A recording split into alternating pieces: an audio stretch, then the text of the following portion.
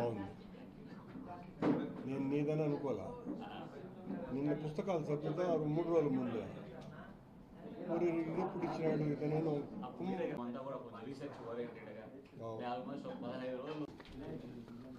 వెంకటేష్ ఇప్పుడు కావాలనుకున్న వాళ్ళకి ఈ కాపీలు 5-6 కాపీలు తీసి చెక్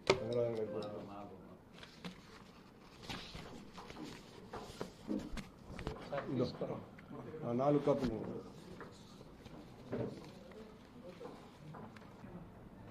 మొన్న పత్రికా సమావేశంలో పద్మావతి గెస్ట్ హౌస్లో జరిగిన పత్రికా సమావేశంలో గౌరవనీయ టీటీడీ చైర్మన్ బిఆర్ నాయుడు గారు చాలా విషయాలు మాట్లాడారు. ఆ విషయాలలో అంతకు పూర్వం నేను అడిగినటువంటి ప్రశ్నలకు ఒక్కదానికి కూడా సమాధానం చెప్పకుండా మా మీద వ్యక్తిగత దాడికే మొత్తం ఆ పత్రికా సమావేశాన్ని ఉపయోగించుకున్నారు ఆయన. నేను అడిగినటువంటి ప్రశ్న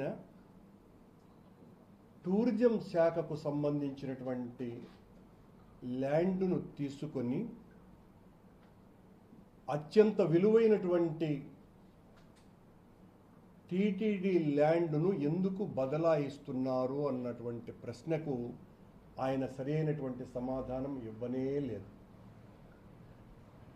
దానికి కూడా అన్ని కోట్లు అంటాడు, ఇన్ని కోట్లు అంటాడు అని నా మీద చాలా ఎక్కువగా మాట్లాడారు. ఇప్పుడు కూడా మళ్ళీ చెప్తున్నటువంటిది నేను అదే, మీరు ఒక విభజన గీత గీసేసి ఉత్తరం వైపున చాలా పవిత్రమైనటువంటిది, దాని ఎదురుగా ఉన్నటువంటి దక్షిణం వైపున అదేదో పనికిమాలినటువంటి టీటీడీ ల్యాండ్గా చిత్రీకరించడానికి ప్రయత్నం చేస్తున్నారు అన్నటువంటిది నా విమర్శ. ఎదురుగా ఉన్న ఆ స్థలంలో వెంకటేశ్వర స్వామి వలన, ఆయన కృప వలన, దయ వలన, దాక్షిణ్యం వలనే లక్షలాది మందికి నేత్రదానం జరగటానికి ఆయన ఇచ్చినటువంటి స్థలమే కారణము. అలాగే వేల మంది క్యాన్సర్ రోగుల ఆరోగ్యాన్ని కుదుట పడటానికి అక్కడ టాటా క్యాన్సర్ ఇన్స్టిట్యూట్ స్వామివారి దయ వలనే స్వామి స్థలమే వాళ్లకు ఇచ్చినారు అన్నటువంటి విషయం.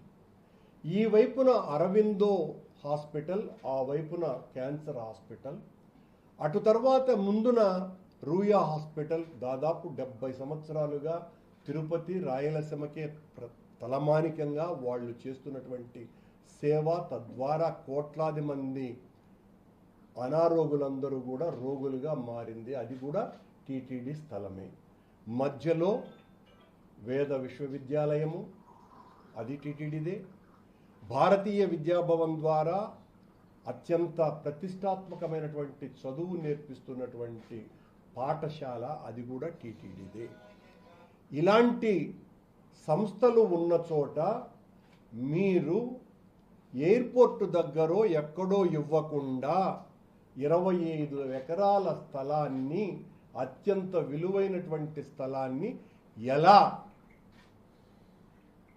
ఆ ఒబరాయ్ హోటల్ వాళ్లకు ఇవ్వటానికి టూరిజం వాళ్లకు ఎందుకు ఇస్తున్నారు అన్నటువంటి ప్రశ్నకు ఆయన ఒక్క సమాధానం కూడా చెప్పలా. అదే కాకుండా ఆ రోజున నేను ఎత్తినటువంటి ప్రశ్న, అంతే కూడా కాదండి, ఆ 20 ఎకరాలే కాదు సుమా, మీరు చెబుతున్నటువంటి ఆ ఉత్తరం వైపునే ఇప్పటికీ కూడా టూరిజం వాళ్లకు సంబంధించిన ప్రాంతీయ కార్యాలయం ఉంది. అక్కడ వాళ్ళు నడుపుతున్నటువంటి హోటల్ మేనేజ్మెంట్ కాలేజీ ఉంది, అక్కడ టూరిజం వాళ్ళ బస్టాండ్ ఉంది, అది దాదాపు 50 ఎకరాలకు పైగా ఉంది. పక్కన వెంకటేశ్వర యూనివర్సిటీ ఇంజనీరింగ్ కాలేజీకి సంబంధించిన 15 ఎకరాలు స్థలము కూడా ఉంది. మీరు దాన్ని కూడా వెంకటేశ్వర స్వామి టీటీడీ తీసుకోవాల్సిన అవసరం ఉంది కదా అన్నటువంటి ప్రశ్నకు ఒక్క సమాధానం కూడా ఇవ్వకుండా ఆయన మాట్లాడినటువంటి మాటలు, ఆ దూషణ భూషణ పర్వాలు ఒక టీటీడీ అధ్యక్షుడిగా ఉండి ఆయన మాట్లాడినటువంటి మాటలన్నీ కూడా తీవ్రమైన అభ్యంతరకరమైన పదాలు.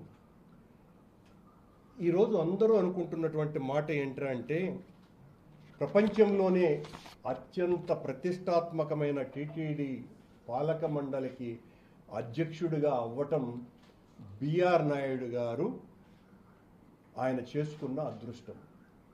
ఆయన చైర్మన్ అవ్వటం కోట్లాది మంది హిందువుల యొక్క దురదృష్టం. ఇలాంటి వ్యక్తి చైర్మన్గా ఉండటము అన్నది. ఇంకా ప్రజలు అనుకుంటున్నటువంటి మాట, బిఆర్ నాయుడు గారు చైర్మన్ అయిన తర్వాత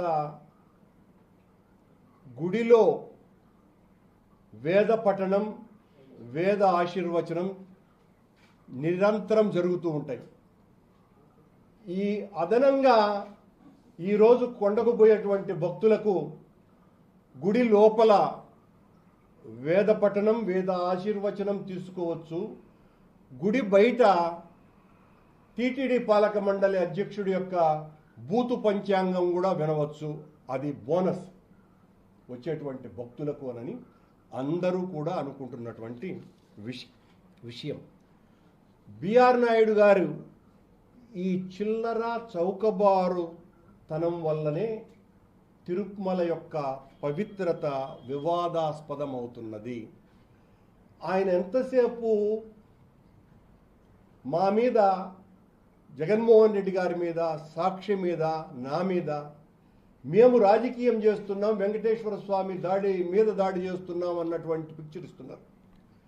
మేము హైందవ ధర్మ పరిరక్షణ కోసమనే మీరు అధ్యక్షుడిగా చేస్తున్నటువంటి అరాచకాల మీద చంద్రబాబు గారి ప్రభుత్వంలో ఈ స్వామి యొక్క పవిత్రత మంటగలవటం మీద మాత్రమే మేము మాట్లాడుతున్నది.